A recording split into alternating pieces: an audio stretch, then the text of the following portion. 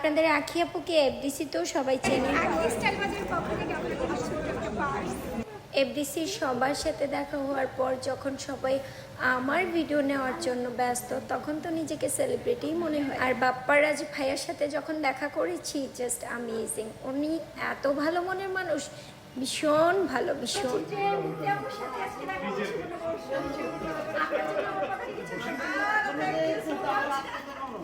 বাহ বাহ।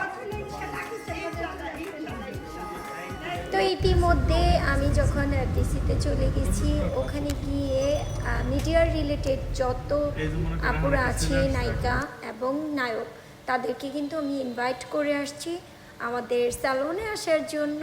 তো আপনারাও চাইলে চলে আসতে পারেন আমাদের স্যালনে। আমি আপুকে ভীষণ ভালোবাসি। আজকে দেখা করার সৌভাগ্য হয়ে গেছে। শুভ নববর্ষ এবং আমার পক্ষ থেকে আকিস টেলিভিশনের পক্ষ থেকে আপনার জন্য থ্যাংক ইউ সো মাচ। অনেক অনেক আকিসকে ধন্যবাদ যে আমাকে একটা গিফট স্মরণ করে পাঠিয়ে দেওয়ার জন্য পয়লা বৈশাখে।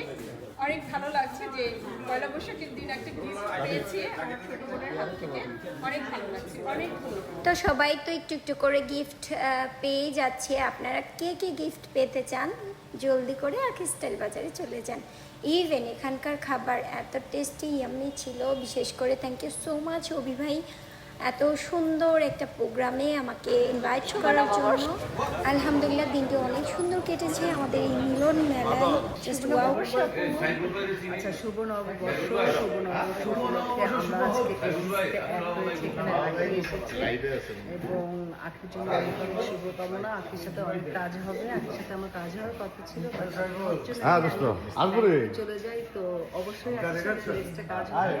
আর আখি তোমার আমার অ্যাড্রেসটা হচ্ছে আখি স্টাইল বাজার, ব্রাহ্মণবাড়িয়া জেলা। আচ্ছা, ওর অ্যাড্রেসটা হচ্ছে ব্রাহ্মণবাড়িয়া জেলা। না না না, আখি স্টাইল বাজার। আচ্ছা, আখি স্টাইল বাজার। স্টাইলের জগতে বিখ্যাত। অবশ্য তুমি নিজেও তো বিখ্যাত, তুমি নিজেও তোমাকে দেখতে অনেক দেখা যাচ্ছে, অনেক একটা বাস্তবে অনেক সুন্দর। আমি ফোনে